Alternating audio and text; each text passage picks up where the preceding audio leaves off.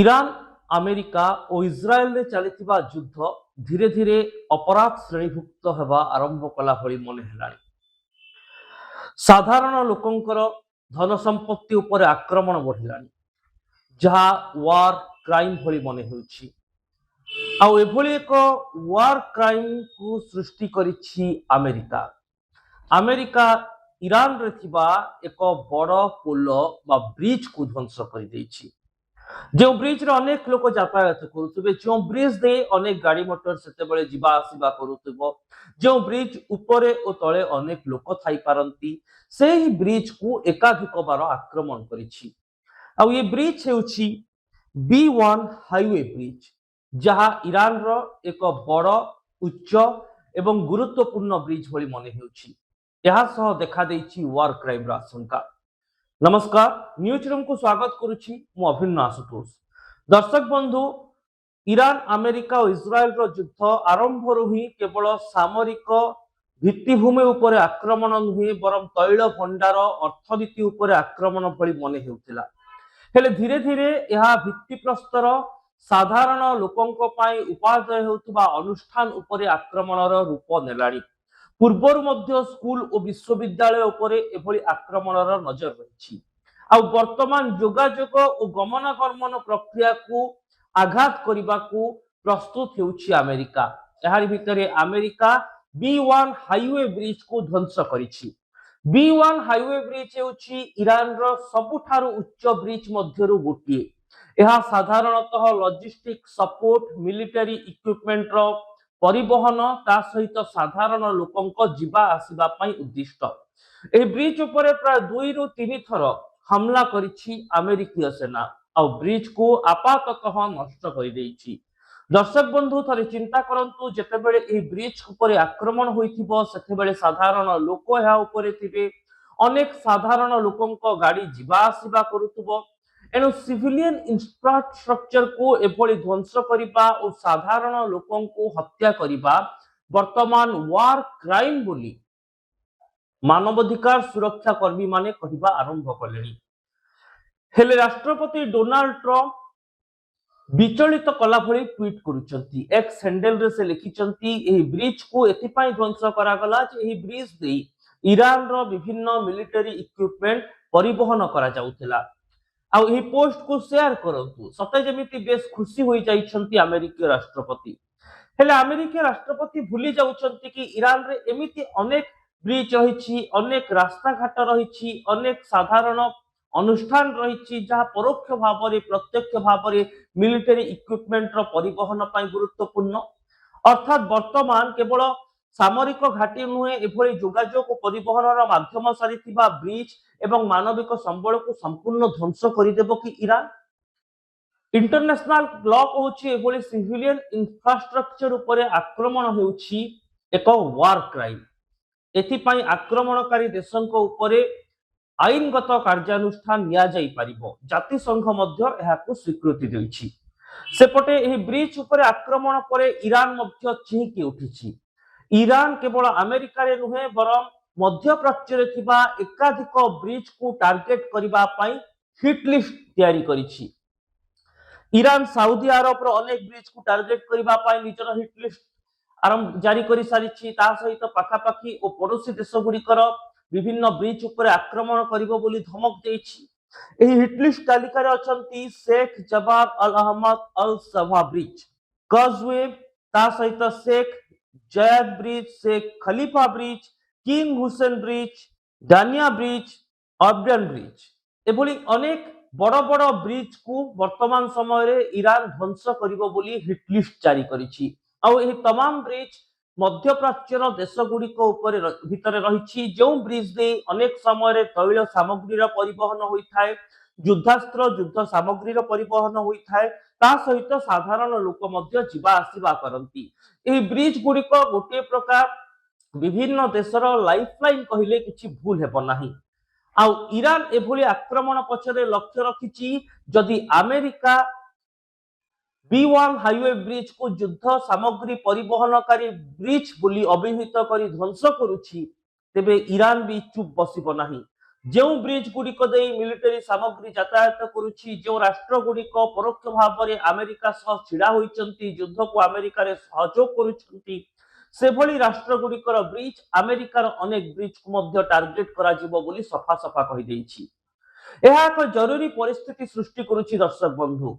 पूर्वर आपण माने जानिछंती तैल गार गुड़िक उपर आक्रमण, तैल रिफाइनरी गुड़िक उपर आक्रमण, तैल भंडार उपर आक्रमण द्वारा अनेक क्षयक्षति होइछि। स्ट्रेट ऑफ हॉर्मुज बंद होई जिबा द्वारा विश्व रे तैल बाजार अस्थिरता भीतर को चली जाइछि। तैल दर हु हु होई पडुछि। अनेक देश रे तैल अभाव परिलक्षित हेउछि।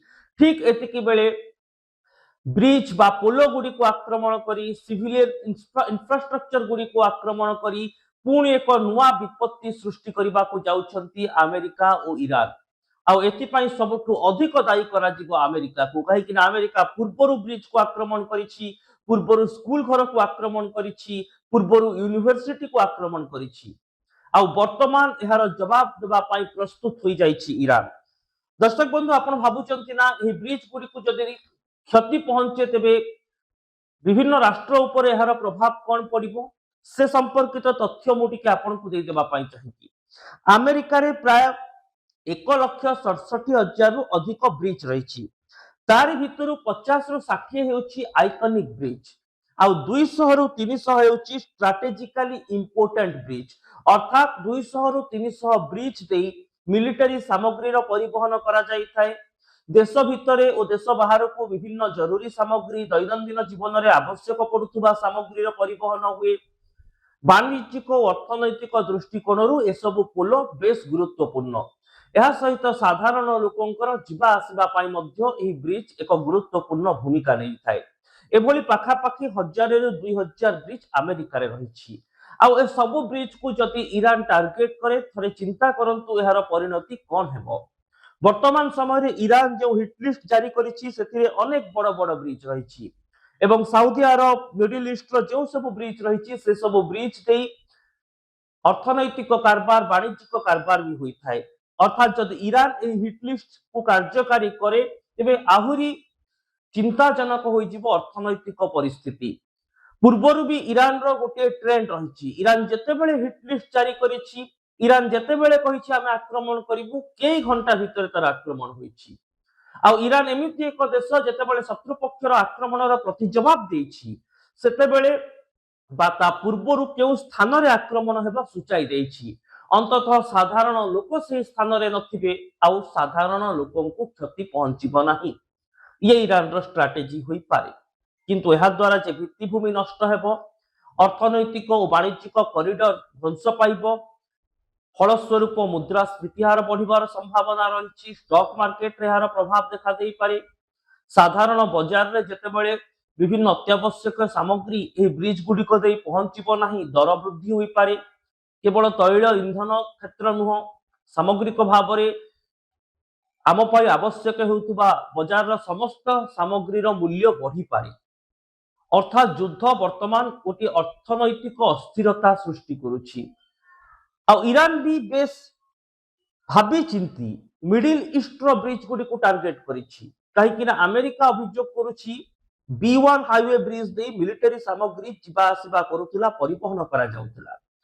एवं वर्तमान समय रे ईरान से सब ब्रिज को हिटलिस्ट रखिछि जो ब्रिज दे तैल इंधन सामग्री, अत्यावश्यक सामग्री, नीतिदिनिया आवश्यक सामग्री यातायात परिवहन करा जाई थाए। एहा द्वारा कोन हेबो ना अमेरिका जेतेबेले ईरान रो इकोनॉमिक कॉरिडोर को माड़ करुछि से मध्य प्राच्य रो इकोनॉमिक कॉरिडोर को माड़ करिवो। फलरे अमेरिका उपरे चाप सृष्टि करिवे सब देश।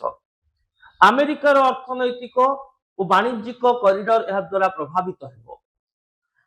एणु ए सब भितरे यह धीरे धीरे एक युद्ध अपराध भली मने हेलानी। कहीं अंतर्जातीय आईन मानविक अधिकार आईन कहूची युद्ध बेले जदि सिविलियन इंफ्रास्ट्रक्चर को आक्रमण करा जाए, भित्तिभूमि को ध्वंस करा जाए, यह युद्धर परिसीमा भितर आसुना। यह गोटे आतंकी कार्यकलाप हो पारे, यह गोटे वार क्राइम हो पारे। एणु दर्शक बंधु ये युद्ध बेस जटिल हेउची।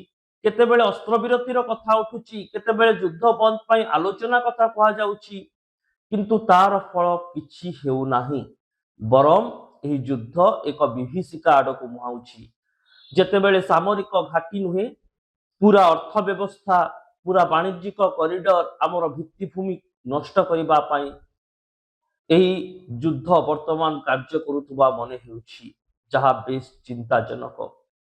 ଏଭଳି ଆକ୍ରମଣରୁ କେବଳ ଆମେରିକା ନୁହେଁ, ଇରାନ, ଇସ୍ରାଏଲ, ମଧ୍ୟପ୍ରାଚ୍ୟର ତମାମ ଦେଶ ନିବୃତ୍ତ ରହିବା ଦରକାର, ନଚେତ୍ ଆଗକୁ ଏକ ବଡ଼ ଭୟଙ୍କର ପରିଣତି ହୋଇପାରେ। ଅପେକ୍ଷା ରହିବ ଇରାନ କ'ଣ କାର୍ଯ୍ୟାନୁଷ୍ଠାନ ନେଉଛି। ଅନ୍ତତଃ ଏଭଳି ସିଭିଲିଆନ ଇନଫ୍ରାଷ୍ଟ୍ରକ୍ଚରକୁ ବଡ଼ ଧରଣର କ୍ଷତି ପହଞ୍ଚିବା ପୂର୍ବରୁ ଯୁଦ୍ଧରେ ସାମିଲ ହୋଇଥିବା ରାଷ୍ଟ୍ରମାନେ ଥରେ ଚିନ୍ତା କରନ୍ତୁ, ଯୁଦ୍ଧ ବନ୍ଦ ପାଇଁ ଆଲୋଚନା କେବେ ହେବ ସେ ଗୋଟେ ଭିନ୍ନ କଥା। ଅନ୍ତତଃ ସିଭିଲିଆନ ଇନଫ୍ରାଷ୍ଟ୍ରକ୍ଚର ଉପରେ ଆକ୍ରମଣ ବନ୍ଦ କରିବା ପାଇଁ ତୁରନ୍ତ ପଦକ୍ଷେପ ନିଅନ୍ତୁ। ଇରାନ, ଆମେରିକା ଓ ଇସ୍ରାଏଲରେ ଚାଲିଥିବା ଯୁଦ୍ଧ ଧୀରେ ଧୀରେ ଅପରାଧ ଶ୍ରେଣୀଭୁକ୍ତ ହେବା ଆରମ୍ଭ କଲା ଭଳି ମନେ ହେଲାଣି। ସାଧାରଣ ଲୋକଙ୍କର ଧନ ସମ୍ପତ୍ତି ଉପରେ ଆକ୍ରମଣ ବଢ଼ିଲାଣି, ଯାହା ୱାର କ୍ରାଇମ ଭଳି ମନେ ହେଉଛି। ଆଉ ଏଭଳି ଏକ ୱାର କ୍ରାଇମ କୁ ସୃଷ୍ଟି କରିଛି ଆମେରିକା। ଆମେରିକା ଇରାନରେ ଥିବା ଏକ ବଡ଼ ପୋଲ ବା ବ୍ରିଜ କୁ ଧ୍ୱଂସ କରିଦେଇଛି। ଯେଉଁ ବ୍ରିଜରେ ଅନେକ ଲୋକ ଯାତାୟାତ କରୁଥିବେ, ଯେଉଁ ବ୍ରିଜ ଦେଇ ଅନେକ ଗାଡ଼ି ମଟର ସେତେବେଳେ ଯିବା ଆସିବା କରୁଥିବ, ଯେଉଁ ବ୍ରିଜ ଉପରେ ଓ ତଳେ ଅନେକ ଲୋକ ଥାଇପାରନ୍ତି, ସେହି ବ୍ରିଜକୁ ଏକାଧିକ ବାର ଆକ୍ରମଣ କରିଛି। ଆଉ ଏ ବ୍ରିଜ ହେଉଛି B1 ହାଇୱେ ବ୍ରିଜ, ଯାହା ଇରାନର ଏକ ବଡ଼, ଉଚ୍ଚ ଏବଂ ଗୁରୁତ୍ୱପୂର୍ଣ୍ଣ ବ୍ରିଜ ଭଳି ମନେ ହେଉଛି। ଏହା ସହ ଦେଖାଦେଇଛି ୱାର କ୍ରାଇମର ଆଶଙ୍କା। ନମସ୍କାର, ନ୍ୟୁଜ ରୁମକୁ ସ୍ୱାଗତ କରୁଛି, ମୁଁ ଅଭିନ୍ନ ଆଶୁତୋଷ। ଦର୍ଶକ ବନ୍ଧୁ, ଇରାନ, ଆମେରିକା ଓ ଇସ୍ରାଏଲର ଯୁଦ୍ଧ ଆରମ୍ଭରୁ ହିଁ କେବଳ ସାମରିକ ଭିତ୍ତିଭୂମି ଉପରେ ଆକ୍ରମଣ ନୁହେଁ, ବରଂ ତୈଳ ଭଣ୍ଡାର, ଅର୍ଥନୀତି ଉପରେ ଆକ୍ରମଣ ଭଳି ମନେ ହେଉଥିଲା।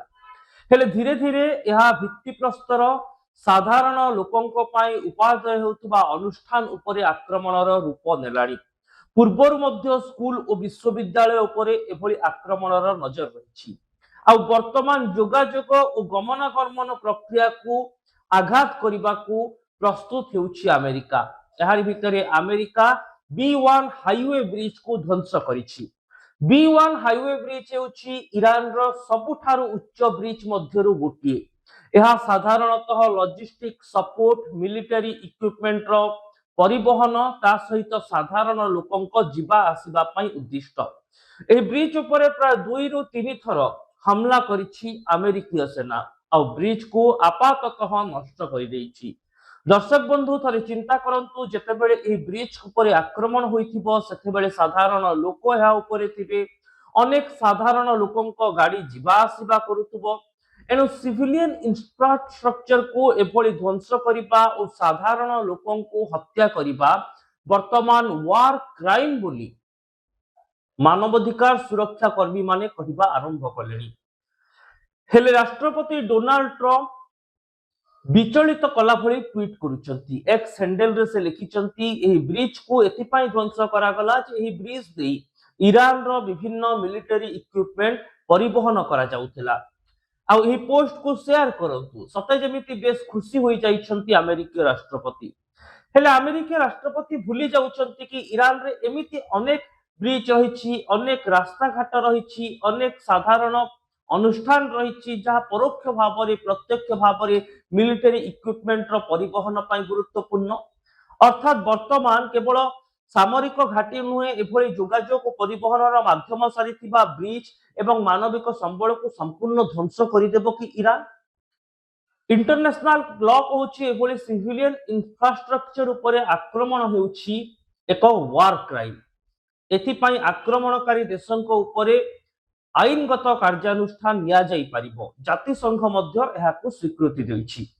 ସେପଟେ ଏହି ବ୍ରିଜ ଉପରେ ଆକ୍ରମଣ ପରେ ଇରାନ ମଧ୍ୟ ଚିହିଁକି ଉଠିଛି।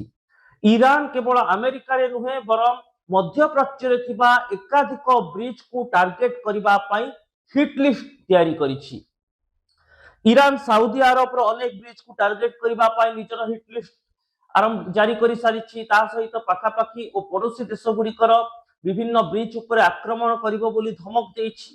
ଏହି ହିଟ୍ ଲିଷ୍ଟ ତାଲିକାରେ ଅଛନ୍ତି ଶେଖ ଜବାବ ଅଲ ଅହମଦ ଅଲ ସଭା ବ୍ରିଜ, କଜୱେ, ତା ସହିତ ଶେଖ जैद ब्रिज, शेख खलीफा ब्रिज, किंग हुसैन ब्रिज, दानिया ब्रिज, अब्रन ब्रिज एभली अनेक बड़ बड़ ब्रिज को वर्तमान समय रे ईरान ध्वंस करिवो बोली हिटलिस्ट जारी करिछि। आउ एही तमाम ब्रिज मध्य प्राच्यर देश गुड़िक भितर रही जो ब्रिज दे अनेक समय तैल सामग्री परिवहन होता है, युद्धास्त्र युद्ध सामग्री परिवहन होता है, ता सहित साधारण लोक मध्य जीवा आसिबा करती। एही ब्रिज गुड़िक गोटे प्रकार विभिन्न देशर लाइफलाइन कहले किछि भूल हेब नाही। आउ ईरान एभली आक्रमण पछरे लक्ष्य रखिछि जदि अमेरिका B1 हाईवे ब्रिज को युद्ध सामग्री परिवहनकारी ब्रिज बोली अभिहित करी ध्वंस करुछि तेबे ईरान भी चुप बसिब नाही। जो ब्रिज गुड़िक दे मिलिटरी सामग्री यातायात करुछि, जो राष्ट्र गुड़िक परोक्ष भाव में अमेरिका सह छिड़ा होइचंती, युद्ध को अमेरिका रे सहयोग करुछंती, सेभली राष्ट्र गुड़िकर ब्रिज अमेरिकार अनेक ब्रिज को मध्य टार्गेट करा जिवो बोली सफा सफा कहि देइछि।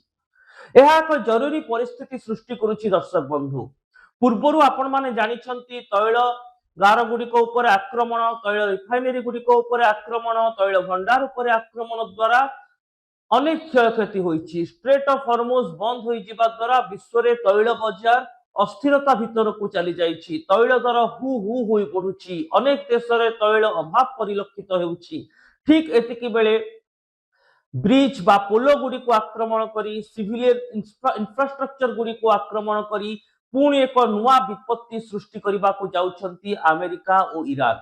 आउ एथिपाई सबुठु अधिक दायी करा जिवो अमेरिका को, कहीं अमेरिका पूर्वरु ब्रिज को आक्रमण करिछि, पूर्वरु स्कूल घर को आक्रमण करिछि, पूर्वरु यूनिवर्सिटी को आक्रमण करिछि। आउ वर्तमान एहार जवाब देबा पाई प्रस्तुत होई जाइछि ईरान। दर्शक बंधु, आपण भाबुचंती ना एही ब्रिज गुडी को जदि क्षति पहुंचे तेबे विभिन्न राष्ट्र उपर एहार प्रभाव कौन पड़िबो से संपर्कित तथ्य मु टिके आपण को दे देबा पाई चाहिए। अमेरिका रे प्राय 1,67,000 रु अधिक ब्रिज रही, तारि भितरु 50 रु 60 हेउछि आइकॉनिक ब्रिज, आउ 200 रु 300 हेउछि स्ट्रैटेजिकली इंपोर्टेंट ब्रिज। अर्थात 200 रु 300 ब्रिज दे मिलिटरी सामग्री रो परिवहन करा जाई थाए। देश भितरे और देश बाहर को विभिन्न जरूरी सामग्री, दैनंदिन जीवन में आवश्यक पड़ुवा सामग्री परिवहन हुए। वाणिज्यिक और अर्थनैतिक दृष्टिकोण एसबू पोल बेस गुरुत्वपूर्ण। यह सहित साधारण लोकंकर जीवा आसवा ब्रिज एक गुरुत्वपूर्ण भूमिका नहीं थाए। एभली पाखापाखि 1000 रु 2000 ब्रिज अमेरिका रे रही। आउ ए सबु ब्रिज को जदि ईरान टार्गेट करे, थरे चिंता करंतु एहार परिणति कौन हेबो।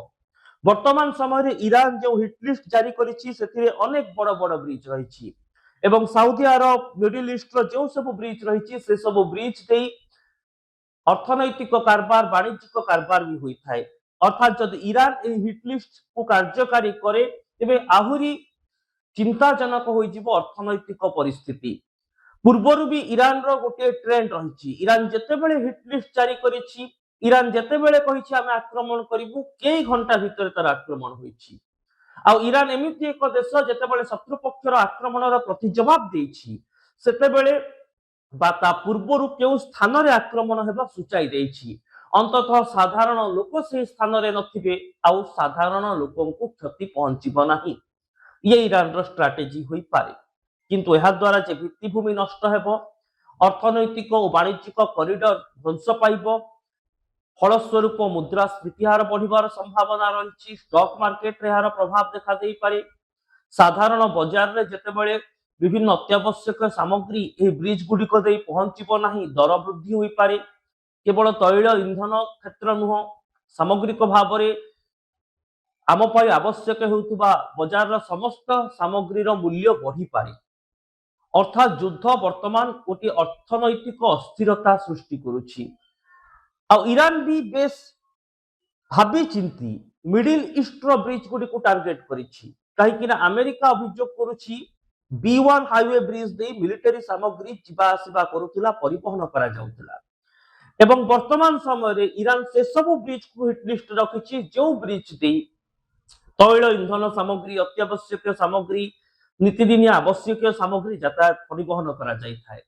एहा द्वारा कौन हेबो ना अमेरिका जेतेबेले ईरान रो इकोनॉमिक कॉरिडोर को माड़ करुछि से मध्यप्राच्यर इकोनॉमिक कॉरिडोर को माड़ करिवो फलरे अमेरिका उपरे चाप सृष्टि करिवे सब देश अमेरिकार अर्थनैतिक और वाणिज्यिक कॉरिडोर यह द्वारा प्रभावित हेबो एणु एसबु भितरे यह धीरे धीरे एक युद्ध अपराध भली मन हेलानी कहीं अंतर्जातीय आईन मानविक अधिकार आईन कहूँ युद्ध बेले जदि सिविलियन इंफ्रास्ट्रक्चर को आक्रमण करा जाए भित्तिभूमि को ध्वंस करा जाए यह युद्धर परिसीमा भितर आसुना यह गोटे आतंकी कार्यकलाप हो पारे यह गोटे वार क्राइम हो पारे एणु दर्शक बंधु ये युद्ध बेस जटिल होउछि केतेबेले अस्त्रविरतिर कथा उठुछि केतेबेले युद्ध बंद पई आलोचना कथा कहा जाउछि किंतु तार फल किछि हेउ नाही बरम यह युद्ध एक विभीषिका आड़क मुहाउछि जेतेबेले सामरिक घाटी नुहे पूरा अर्थव्यवस्था पूरा वाणिज्यिक कॉरिडोर आमर भित्तिभूमि नष्ट करिबा पई एही युद्ध वर्तमान कार्य करुथुबा मने हेउछि जहा बेस चिंताजनक एभली आक्रमण रु केवल अमेरिका नुहे ईरान इस्राएल मध्यप्राच्यर तमाम देश निवृत्त रहिबा दरकार नचेत आगकू एक बड़ भयंकर परिणति होई पारे अपेक्षा रहिबो ईरान कौन कार्यानुष्ठान नेउछि अंततः एभली सिविलियन इंफ्रास्ट्रक्चर को बड़ धरणर क्षति पहुंचीबा पूर्वरु युद्ध रे शामिल होइतिबा राष्ट्र माने थरे चिंता करंतु युद्ध बंद पाई आलोचना केबे हेबो से गोटे भिन्न कथा अंततः सिविलियन इंफ्रास्ट्रक्चर उपरे आक्रमण बंद करिबा पाई तुरंत पदक्षेप नियंतु एभली वीडियो देखिबा पाई न्यूज रूम को हम सोशल मीडिया साइट यूट्यूब और फेसबुक रे लाइक करंतु वीडियो को शेयर करंतु चैनल को सब्सक्राइब करंतु